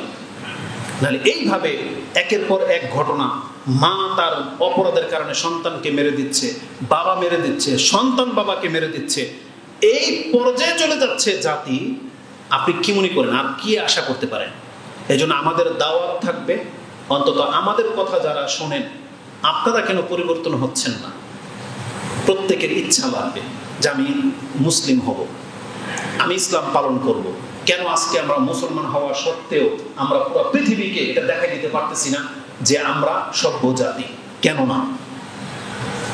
আমাদের রাস্তাঘাট সবচেয়ে নোংরা, অথচ আমাদের ধর্ম আমাদেরকে শিক্ষা দিয়েছে রাস্তাঘাট থাকতে হবে সবচেয়ে পরিষ্কার। কেন পরিষ্কার থাকতে হবে? বলেছে রাস্তা থেকে যদি একটা কষ্টদায়ক বস্তু তুলে ফেলে দেয়, এটাও আল্লাহ তার আমলনামায় সাদাকার নেকি লিখে দেবে। তাহলে যেই ধর্ম যে জাতিটাকে এটা শিখায়, সেই জাতির রাস্তাঘাট সবচেয়ে নোংরা। আর যারা দুনিয়ার জন্য বেঁচে আছে তারা কত ভদ্র, কত শান শৌকতের সাথে বেঁচে আছে। আজকের এই বক্তব্য ধরার জন্য গত খুতবা মিস করেছি জামের কারণে, আজকে এইটা যেন না হয় এই জন্য কয়টা বাজে ঘর থেকে বেরিয়েছি জানেন? আপনার এখান থেকে আমি যেখানে এখন বর্তমানে থাকি চিটাগাং রোড, ডিস্টেন্স হবে মাত্র 35 কিলোমিটার। কতটুকু দেখাইছে? 35 থেকে বেশি হবে না, 35 থেকে 38 হবে। আমরা কয়টা বাজে বেরিয়েছি জানেন? বাসা থেকে আমরা বেরিয়েছি 2:45, 1:30 বাজে খাবার খেয়ে তখন বেরিয়েছি, 2:45 বাজে বেরিয়েছি। আপনার এখানে এসে পৌঁছলাম, জামা তো পেলাম না, তাই না? এই 4 ঘন্টা লেগেছে শুধু এই গাউসিয়া মদনপুরটুকু পার হয়ে আসছে। কাশপুর দিয়ে ঢুকি নেই জাম, মদনপুর দিয়ে ঢুকেছি, 9 বাজার থেকে ফেরত গেছি, আবার কাজীপাড়া হয়ে ঘুরে তারপরে আসলাম। তাহলে আমাদের পরিস্থিতিটা কোন পর্যায়ে আছে? বাংলাদেশের মানুষ এত নিম্নমানের জীবনযাপন করতেছি, আপনি বিশ্বের কোনো উন্নত রাষ্ট্র দেখলে আপনার চোখ দিয়ে পানি ঝরা ছাড়া আর কিছুই হবে না, কিছু করতে পারবে না। কেন হয়েছে এটা? অথচ আমরা মুসলিম, 90% মুসলিমের দেশ, যেখানে তো মানে বাতাসটাই হইতে প্রশান্তি। 90% মুসলিমের দেশ, কি মনে করেন মানে সবাই আমরা মুসলিম, পবিত্র দেহ, বাতাসটাই তো অন্যরকম হওয়ার কথা ছিল, কিন্তু আমাদের বাতাস হচ্ছে সবচেয়ে দুর্গন্ধযুক্ত। আপনি হাঁটতে পারবেন না সিগারেটের গন্ধে, জর্দার গন্ধে, অথচ আমরা মুসলিম। আপনি ময়লার গন্ধে থাকতে পারবেন না, পাশের বাসার ময়লার গন্ধে, কেন? অথচ আমরা মুসলিম। ওই যে বললাম, আমাদের দেহ থেকে নিয়ে, পোশাক থেকে নিয়ে, পোশাকের কথা যদি বলি, ইসলাম শিক্ষা দিয়েছে মুসলিমদের পোশাক থাকতে হবে পাক, এটা প্রথম ওজিফা, ইসলামের প্রথম ওজিফা, কিন্তু কালেমা পড়ার পরে এটা ওজিফা। তার মানে আল্লাহ প্রথম বলেছেন তুমি মুসলিম হইতে চাও, এলো কোরআন পড়ো, ইকরা, এটা প্রথম আয়াত না? তাহলে কোরআন পড়লে আপনি কি পাবেন? প্রথম যে আয়াত পাবেন সেটাই পাবেন, তোমার পোশাক পবিত্র রাখো। এটা হচ্ছে ওহীর দ্বিতীয় দিন। প্রথম দিন ওহী নাযিল হয়েছে 5টা আয়াত, তারপরে 15 দিনের মতন গ্যাপ ছিল, 10 দিন 15 দিনের মতন গ্যাপ ছিল, তারপরে যে আয়াত নাযিল হয়েছে ওটার মধ্যেই ছিল তোমার পোশাক পবিত্র রাখো। ইয়া আইয়ুহাল মুযাম্মিল ইয়া আইয়ুহাল মুদাসসির কুম ফাআনজির ওয়া রাব্বাকা ফাকাব্বির ওয়া সিয়াবাকা ফাতাহহির। তুমি তোমার পোশাককে পবিত্র রাখো। এটা যদিও বাহ্যিক অর্থ নিলাম, কারণ এটার আভ্যন্তরীণ অর্থ হচ্ছে তুমি নিজের দেহটাকে পাপ মুক্ত রাখো, কিন্তু এখানে পোশাক কথাটা আছে, যেটা আল্লাহ বলেছেন মুসলিমদের পোশাক হইতে হবে পাক। আর আজকে অধিকাংশ মুসলিম যুবতীদের জিজ্ঞেস করে নামাজের সময় আসলে, ও প্রথম বলবে আমার প্যান্ট না পাক। দেখেন, আল্লাহ বলেছেন ইন্নামাল মুশরিকুনা নাজাস, নাপাক থাকা মুশরিকদের স্বভাব। হিন্দুদের গোসল ফরজ নাই, ওরা সহবাস করলে একবার কেন 10 বার করলে ওরা নাপাক হয় না, মানে নাপাক পাকের কোনো সাবজেক্টই নেই ওদের ধর্মে। আর মুসলিমদের ধর্মে কি আছে? বাতাস বেরোলে উজু শেষ, তাই না? মজি বেরোলে উজু শেষ, বীর্য বেরোলে গোসলও শেষ, তোমাকে গোসল করতে হবে। যেই ধর্মে এইটা শিক্ষা দেওয়া হয়, সেই ধর্মের পোলাপান যদি, মেচুইড ব্যক্তি যদি বলে আমার কাপড় নাপাক, দোষটা আপনি কাকে দিবেন? দোষটা তো চলে যাচ্ছে আমাদের ধর্মের দিকে, যে এদের ধর্ম এদেরকে মনে নোংরা বানিয়ে রেখেছে, তাই না? কিন্তু আমাদের ধর্মের কিতাব কি বলে? ধর্মের কিতাব আমাদেরকে সবচেয়ে বেশি পবিত্রতার দিকে ফোকাস করেছে। তার মানে আমরা মুসলিম জাতি আমাদের ধর্মের থিওরি থেকে আজকে কতটা বিচ্ছিন্ন, কতটা দূরে, এটা জাস্ট একটু অনুভব করে দেওয়ার জন্য আমি এই বক্তব্যটা আপনার কাছে পেশ করতেছি। যে আল্লাহ বলেছেন তুমি অধিকাংশ মানুষের কথা চিন্তা করে দেখো, তারা কোনোদিন ইসলাম গ্রহণ করবে না। আর মুসলিমদের মধ্যে এবং অধিকাংশ মানুষদের মধ্যে যাদের চরিত্র কেমন, এমন একটা আয়াত আপনার কাছে পেশ করবো। আমি তাফসীর করে দিয়ে অবাক হয়ে গেলাম যে মাইন্ড নিয়ে আমি আয়াতটাকে পেশ করবো আজকে, সুবহানাল্লাহ। যদি আমি তাফসীরটা ওইভাবে পড়ি না, একটু বসে বসে পড়লাম, আপনারা দেখেছেন, আমি দেখলাম যে চিন্তাটা আমার মধ্যে আসছে আমাদের সালাফদের চিন্তার সাথে মিল আছে, আলহামদুলিল্লাহ। আমি বাড়াবাড়ি করিনি। সেটা কি জানেন? আজকে যারা মুসলমান হওয়া সত্ত্বেও ধর্ম পালন করে না, আল্লাহ বলেছেন এই ব্যক্তিগুলি হিন্দুর ঘরে থাকলে যেমন হয়তো মুসলমানের ঘরে থাকলে এমন। আর উদাহরণটা কিভাবে দিয়ে জানেন? কুত্তার সাথে দিয়েছেন আল্লাহ, কুকুরের সাথে। কুকুরের স্বভাব কি জানেন? একটা কুকুর ধরে নিয়ে আসেন, জিব্রাটা বড়, তাই না? হাঁপাতে থাকে। এই কুকুরটা যে হাঁপাচ্ছে, ও কি অনেক মেহনত করে আসছে? 100 মিটার দৌড় দিয়ে আসছে, তাহলে হাঁপাচ্ছে যে, আচ্ছা ওকে ছেড়ে দেন, ও দৌড় দিয়ে আসুক, 100 মিটার দৌড় দিয়ে আসুক, তখন কি করবে? ওই হাঁপাবে, মানে হাঁপাবে আর জিব্রাটা বের করে হাঁপাতে থাকবে, মুখ দিয়ে লোল পড়তে থাকবে। ওকে আপনি ছেড়ে দেন অথবা ধরে রাখেন, এটার স্বভাব। আমাদের বাংলা ভাষায় একটা কথা আছে যে কুকুরের লেজ কি হয় না? সোজা হয় না, সবাই জানে। তার মানে এটা আমরা উপমা হিসেবে পেশ করি না? কোন চরিত্রের ক্ষেত্রে পেশ করি? যখন কোনো ব্যক্তি দুষ্ট বাচ্চা, ওকে বুঝাইতে বুঝাইতে 10, 15, 20 বছর হয়ে যাচ্ছে, এক পর্যায়ে আমরা বলি যে কুত্তার লেজ কখনো সোজা হয় না। যাকে কত বোঝানো হয়, যার চরিত্র সোজা হইল না, তখন আমরা এই এক্সাম্পলটা দিই। আমরা দিয়েছি লেন্সের উদাহরণ, আর আল্লাহ সুবহানাহু ওয়া তাআলা জিহ্বার উদাহরণ দিয়েছে। আল্লাহ সুবহানাহু ওয়া তাআলা এই কথাটাই বলেছেন, ওয়াত্তাবা হাওয়া। মানে এর আগে কথা আছে যে, মানে আয়াতটা শুরু থেকে বলি, ওয়ালাউ শি'না লারাফানাহু বিহা। আল্লাহ বলেছেন, এই যে কোরআন আমি নাজিল করে দিলাম, যেই ব্যক্তির কাছে ইসলামের জ্ঞান চলে গেছে, জানলো ইসলাম ধর্ম আছে, জানলো আল্লাহ এক, জানলো কোরআনটা আল্লাহর কালাম, রাসূল এসে গেছে, আমি চাইলে জ্ঞানের মাধ্যমে ওকে আমি সম্মানিত করতে পারতাম। যেমন অনেকে সম্মানিত হয়েছে, যেমন মুসলিমরা যারা ইসলাম পালন করে চলেন, আপনি যেমন সম্মানিত, যারা ইসলাম পালন করে না, আল্লাহ তাদের কথা বলতেছেন, তারা চাইলেও এরকম সম্মানিত হইতে পারত। যেমন আমরা চাইলে আমাদের সালাফদের মতো হইতে পারতাম। যদি আমরা উদাহরণ এখন আবু বকর, ওমর, ওসমানের মতো দেব না, কারণ চাইলেও আমরা তাদের মতো হইতে পারবো না, চাইলেও তাদের মতো হইতে পারবো না। কিন্তু আমাদের পূর্বের সৎ লোকদের মতো তো হইতে পারতাম, অন্যান্য সাহাবীদের মতো তো হওয়া সম্ভব ছিল, তাবেঈদের মতো হওয়া সম্ভব ছিল, তাবা তাবেঈদের মতো হওয়া সম্ভব ছিল। আল্লাহ বলেছেন চাইলে তুমি পারতা তাদের মতো সম্মানিত হইতে। কিন্তু আল্লাহ সুবহানাহু ওয়া তাআলা বলতেছেন, ওয়ালাকিন্নাহু আখলাদা ইলাল আরদ, কিন্তু ও জমিনের দিকেই ঝুঁকে গেছে। তার মানে আল্লাহ বলতেছেন, আমি চাইলে ওকে জান্নাতি করতে পারতাম এই ইসলামের মাধ্যমে, কিন্তু ও ইসলাম পাওয়ার পরেও ও দুনিয়াবি হয়ে থেকে গেল। আল্লাহ নিজে বলেছেন এটা। কিন্তু এই ব্যক্তি পরকালের চিন্তা না করে পৃথিবীর সন্তান হয়ে থাকতে চাচ্ছে, ও দুনিয়া নিয়ে ব্যস্ত। কেন হয়েছে এটা? আল্লাহ বলতেছেন ওয়াত্তাবা হাওয়া। এই যে কথাটি একটু আগে বলেছি, তার অন্তর থেকে চাচ্ছেও যে আমি এমন চরিত্রেরই থাকবো। ও হুজুর ঘরের সন্তান হলে নামাজ পড়তে চায় না, মাদ্রাসায় পড়ে, তারপরেও নামাজের প্রতি ভক্তি নেই। এদের জন্য সবচেয়ে বেশি ফিট হবে কোরআনের হাফেজ হওয়া সত্ত্বেও যদি কোরআন না মানে, হুজুরের ঘরের সন্তান হওয়া সত্ত্বেও যদি নামাজ না পড়ে, আহলে হাদিসের সমাজের হওয়ার পরেও যদি পর্দা না করেন, যদি ইসলামটাকে পালন না করেন, দাড়িবিহীন, মসজিদ উন্মুক্ত, মসজিদের কোনো বরকত নাই, না সমাজের কোনো বরকত আছে, তো নাম আহলে হাদিস সমাজ।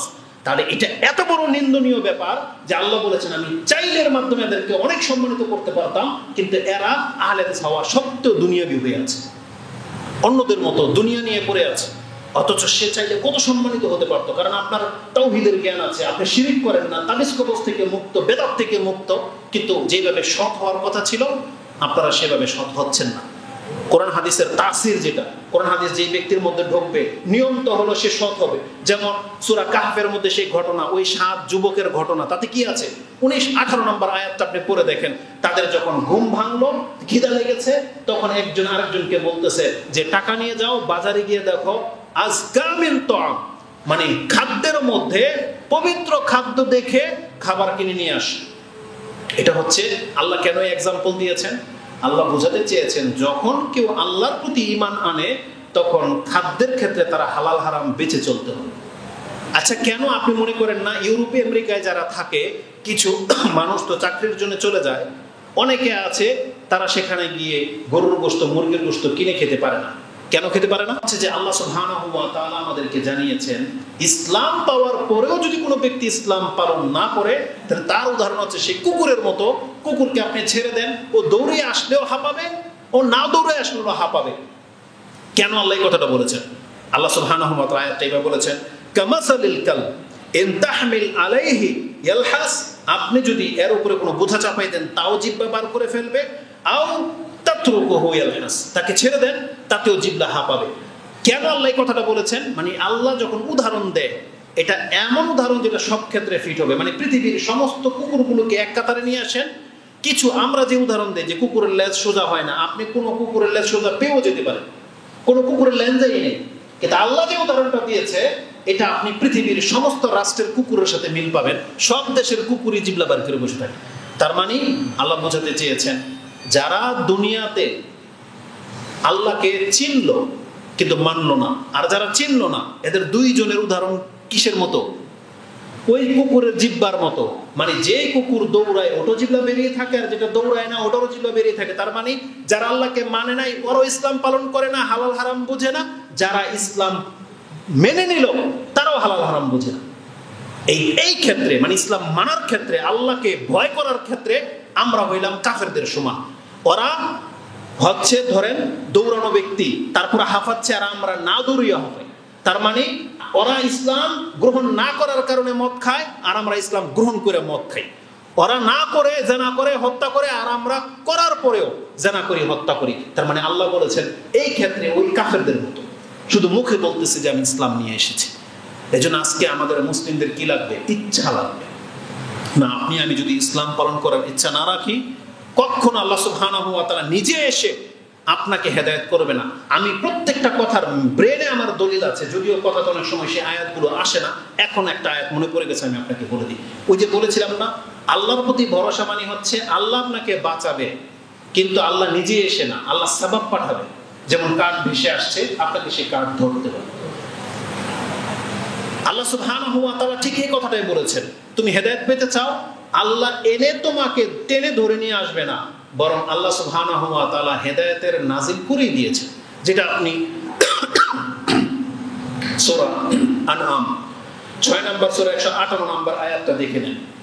হাল ইয়ানজুরুনা আন তা'তিয়াহুমুল মালাইকা, তারা কি এই আশায় অপেক্ষা করতেছে? এরকম একটা আয়াত সূরা বাকারাতে আছে, সম্ভবত সূরা বাকারার 210 নম্বরের পরে গেলে আপনি পেয়ে যাবেন, যেখানে আল্লাহ বলেছেন তারা কি অপেক্ষায় আছে যে আকাশের মেঘমালা আর উপর থেকে আল্লাহ নিজে নেমে আসবেন। এই আয়াতটা আপনি সূরা বাকারাতে পাবেন। আর আনআমের 158 নম্বর আয়াতে পাবেন, আল্লাহ বলেছেন হাল ইয়ানজুরুনা ইল্লা আন তা'তিয়াহুমুল মালাইকা, তারা কেন ইসলাম পালন করতেছে না? তারা কি এটা অপেক্ষা করতেছে যে একজন ফেরেশতা এসে রাসূলকে যেভাবে ওহী নাজিল করে বা জান্নাত জাহান্নাম দেখিয়েছে, আমার কাছে এরকম একটা ফেরেশতা আসুক? আপনি কি জানেন, যদি এটা আপনার তামান্না হয়ে থাকে, খেয়াল হয়ে থাকে, তাহলে এই খেয়ালটা কাফেরদের। কাফেররা রাসূলুল্লাহ সাল্লাল্লাহু আলাইহি ওয়াসাল্লামকে এই কথা বলেছিল যে আপনি মালাইকা, আমাদের সচক্ষে আমরা মালাইকাকে দেখতে চাই। এটা সূরা বনী ইসরাঈলের মধ্যে আছে।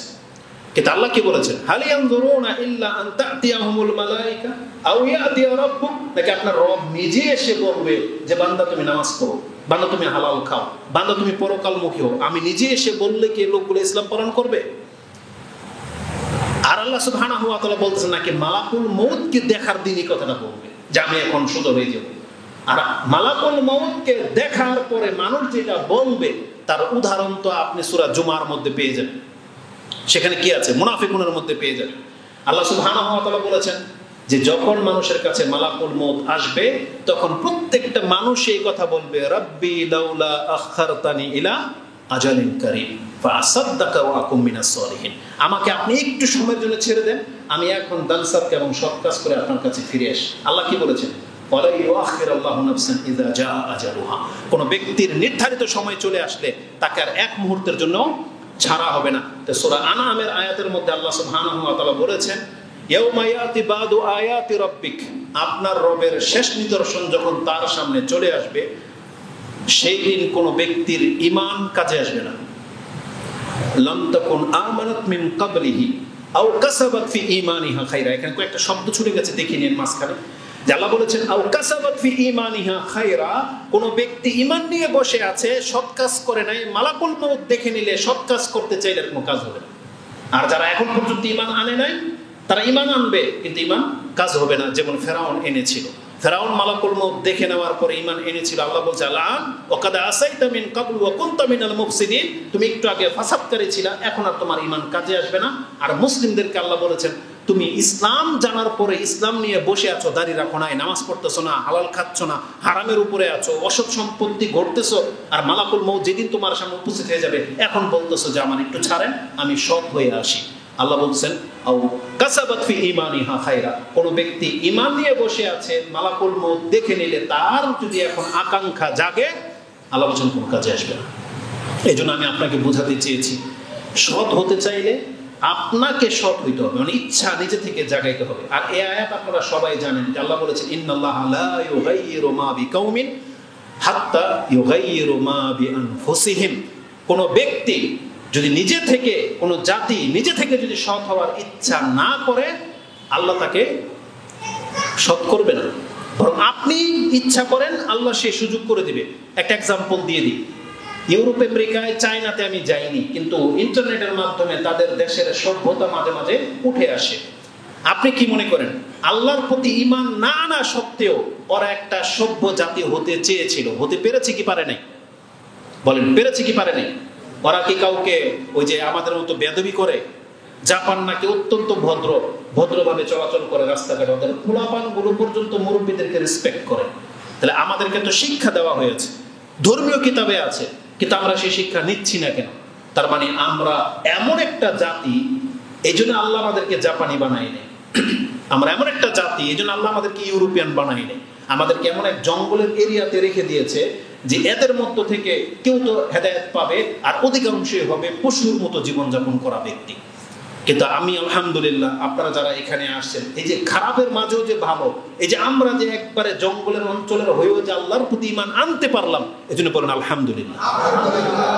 এটা অনেক বড় নিয়ামত। আমরা যে মুসলিম হয়ে গেছি, এটা জাপানওয়ালা পাই নাই, ইউরোপ আমেরিকাওয়ালা পাই নাই। সেই ক্ষেত্রে আমরা প্রাউড ফিল করি, আমরা মুসলিম হয়ে নিজেকে গর্ববোধ করি আলহামদুলিল্লাহ। আমরা যদি সারা দিন সাজদায় করে থাকি, তবু আল্লাহর শুকরিয়া আদায় করে শেষ করা যাবে।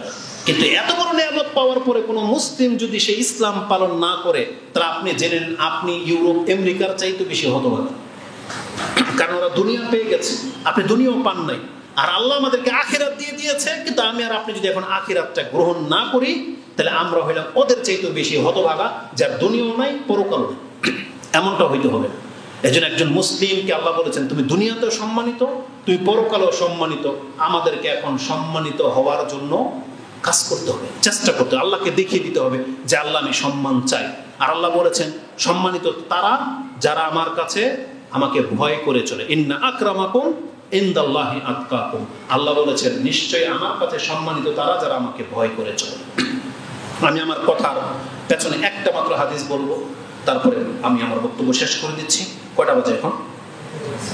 অনেক সময় হয়ে গেছে। আমি একটা হাদিস শুধু আপনাকে বলতেছি, যেটা আজকের বক্তব্যের মূল বিষয়টা কি জানেন? আপনি যদি আপনার অন্তরের কথা শুনেন, তাহলে আপনাকে এই অন্তর গুমরা ছাড়া সঠিক পথ দেখাবেন। কারণ মানুষের অন্তরের স্বভাব হলো মানুষকে শুধু খারাপ কাজের দিকেই বেশি উদ্বুদ্ধ করে। মাঝে মাঝে যে ভালো ইচ্ছা জাগে, দেখবেন আপনার জন্য সে ভালো কাজটা করা সহজ। কিন্তু অধিকাংশ সময় যেহেতু আপনার অন্তর খারাপ কাজের ইচ্ছা জাগে, এই জন্য আমাদের দ্বারা খারাপ কাজ বেশি হয়। জুমার নামাজ পড়ার জন্য যে দিনটা আসে, যে ওয়াক্ত আসে, সেই ওয়াক্ত কি প্রতিদিনই আসে নাকি শুধু ওই যে জুমার দিনই আসে? তাহলে প্রতিদিনই আসে। যোহরের ওয়াক্তটা প্রতিদিনই আসে। তাহলে জুমার দিন আপনি যে সময়টাতে মসজিদে আসলেন, শনিবার দিন কি দোষ করেছে?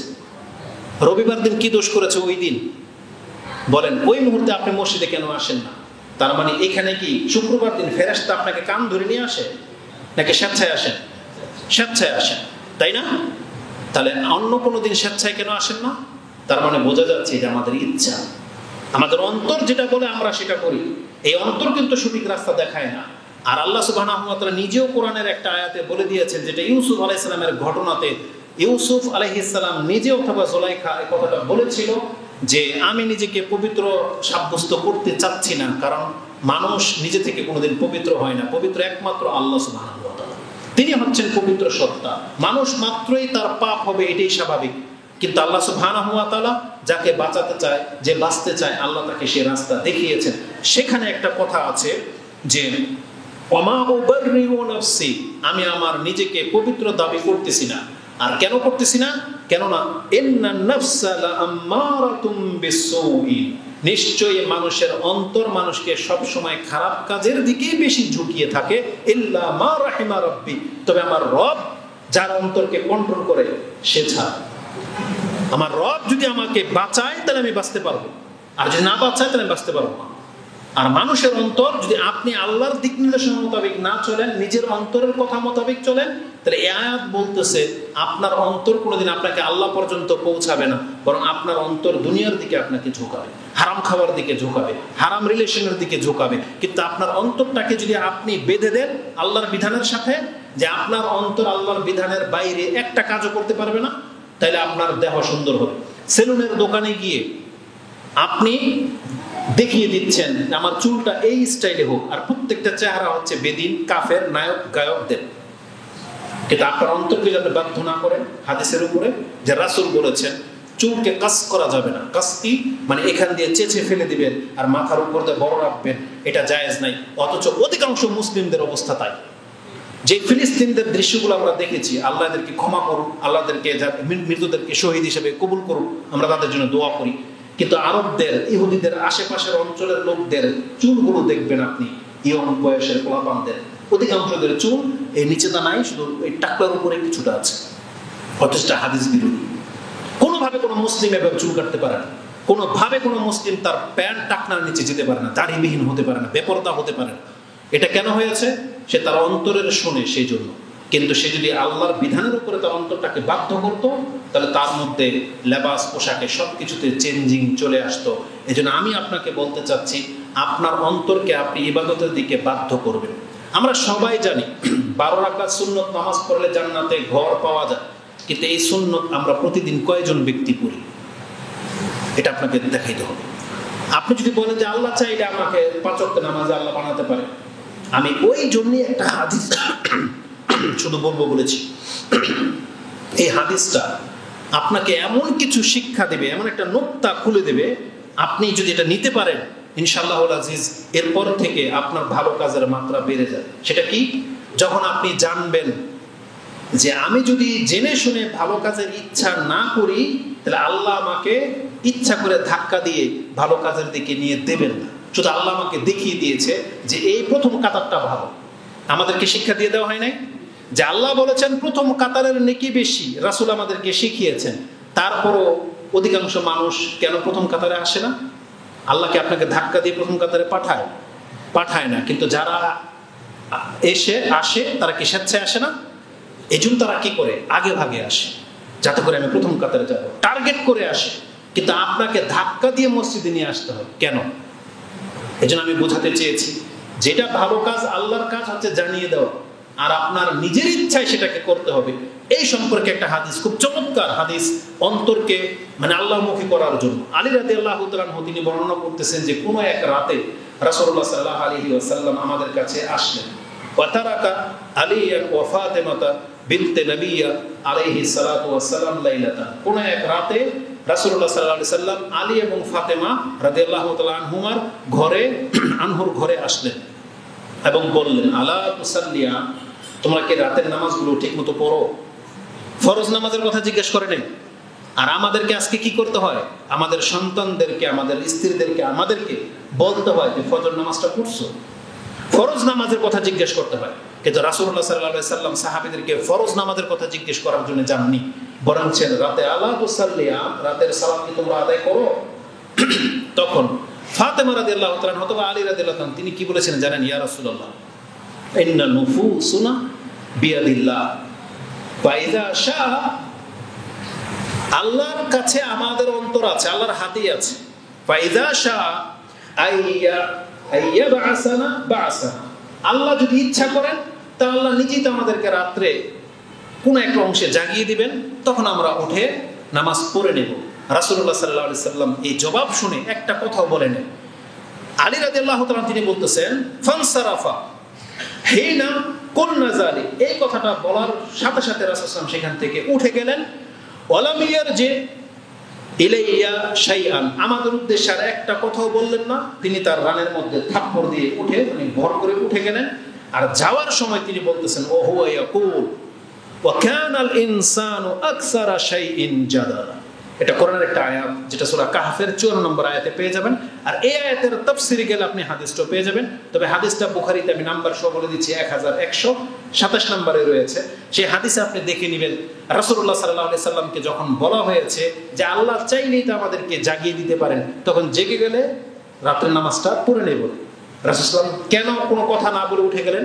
রাসূল বললেন যে মানুষ শুধু তর্ক করতে জানে, তার মানে তাকে যে উপদেশ দেওয়া হচ্ছে সেটাকে মেনে নিতে হবে, নিজে আমল করতে হবে। আল্লাহ তাকে জাগিয়ে দেবেন না, কারণ আল্লাহ আপনাকে আমাকে জানিয়ে দিয়েছেন, শক্তি দিয়ে দিয়েছেন। আল্লাহ বলেছেন যে তোমার টেকনিক কি, তুমি এশার নামাজের পরে ঘুমিয়ে যাও, রাসূল সাল্লাল্লাহু আলাইহি ওয়াসাল্লাম শিক্ষা দিয়েছেন। এখন আপনি যদি এশার পরে না ঘুমান, আপনি যদি অ্যালার্ম না লাগান, আপনার যদি ইচ্ছা না থাকে যে আমি ফজর পড়ব, তাহলে আল্লাহ সুবহানাহু ওয়া তাআলা আপনি রাতের 1টা বাজে ঘুমাবেন এই ভরসায় যে আল্লাহ চাইলে আমি জাগবো, কোনোদিন হবে না, এটা কোনোদিন হবে না। তো রাসূলুল্লাহ সাল্লাল্লাহু আলাইহি ওয়াসাল্লাম বোঝাতে চেয়েছেন অবশ্যই আমাদের প্রত্যেকের অন্তর আল্লাহর হাতে আছে। আল্লাহ চাইলে আমাদেরকে হেদায়েত করে দিতে পারবেন। তাহলে এই কথাটা তো আমরা এখন সমস্ত কাফেরদের কাছে ফিট করতে পারি। তাহলে আল্লাহ চাইলেই তো সমস্ত হিন্দু, খ্রিস্টান, বৌদ্ধ সমস্ত মানুষ ইসলাম গ্রহণ করে নিতে পারে। আর আল্লাহ কোরআনে কথা বলে নাই যে আমি যদি চাইতাম পুরো পৃথিবীর মানুষের অন্তর একরকম হয়ে যাবে। কিন্তু আল্লাহ কি বলেছেন? কিন্তু আমি চাই, আমি তোমাকে রাস্তা দেখিয়ে দিয়েছি, ইন্না হাদাইনাহুস সাবিলা ইম্মা শাকিরান ওয়া ইম্মা কাফুরা। আমি কোরআন নাযিল করে দিয়েছি, যে চায় গ্রহণ করবে, যে চায় প্রত্যাখ্যান করবে। মরবে তো সবাই, বিচারের মাঠে ফয়সালা হবে কে স্বেচ্ছায় আমার পথ ধরেছিল। ফাম্মা মান তাগা ওয়া আসারাল হায়াতাদ দুনিয়া ফাইনাল জাহিমা হিয়াল মাওয়া ওয়া আম্মা মান খাফা মাকামা রাব্বিহি ওয়া নাহান নাফসা আনিল হাওয়া ফাইনাল জান্নাতা হিয়াল মাওয়া। যেটা সূরা নাজিয়াতের একেবারে শেষ দিকে রয়েছে। আল্লাহ বলেছেন, যে ব্যক্তি বাড়াবাড়ি করলো, দুনিয়ার জীবনটাকে প্রাধান্য দিল, সে জাহান্নামে যাবে। আর যে ব্যক্তি তার অন্তরের ইচ্ছাটাকে মেরে দিল আমার কাছে, আমার বিধানের কাছে, তার অন্তরের সমস্ত খায়সাতগুলোকে থামিয়ে দিল, আল্লাহ বলেছেন তার জন্য জান্নাত প্রস্তুত করে রাখা হয়েছে। আল্লাহ আমাদেরকে পরকালমুখী হওয়ার তৌফিক দান করুন, এবং যে ইসলামের জ্ঞান আমাদের কাছে রয়েছে, আল্লাহ এই জ্ঞান অনুযায়ী আমাদেরকে আমল করার তৌফিক দান করুন। আল্লাহ আমাদেরকে লোভ, হিংসা, বিদ্বেষ মুক্ত মুসলিম হওয়ার তৌফিক দান করুন। আজকে পৃথিবীতে যে বিপর্যয় দেখা দিয়েছে, আল্লাহ একজন আরেকজনকে সম্মান করে না, হত্যা, খুন, কিছু হলেই মার্ডার হয়ে যাচ্ছে। আল্লাহ এই ধরনের ফিতনা থেকে তুমি আমাদের হাতকে হেফাজত করো এবং আমাদের দেহকে হেফাজত করো, যাতে করে আমরা কারোর সাথে মূর্খামি না করি, কোনো ব্যক্তি যেন আমাদের সাথে মূর্খামি করতে না পারে। আল্লাহ তুমি আমাদেরকে হেদায়েত দান করো। আমাদের সমাজকে আল্লাহ তুমি সুশীল সমাজ করে দাও। আমাদের যুবকদেরকে আল্লাহ তুমি তাদের অন্তরে ইসলামটাকে গেঁথে দাও, তাদেরকে মুসলিম হওয়ার তৌফিক তুমি আমাদেরকে দান করো। আমাদেরকে 5 ওয়াক্ত সালাত আদায় করার তৌফিক দান করো, এবং আমাদের পরিবারগুলোকে আল্লাহ ইসলামিক কাঠামোতে গড়ার এবং তোমার সাথে মুসলিম হয়ে সাক্ষাৎ করার তৌফিক তুমি আমাদেরকে দান করো। আমিন রাব্বাল আলামিন। সুবহানাকাল্লাহুম্মা রাব্বানা বিহামদিকা আশহাদু আল্লা ইলাহা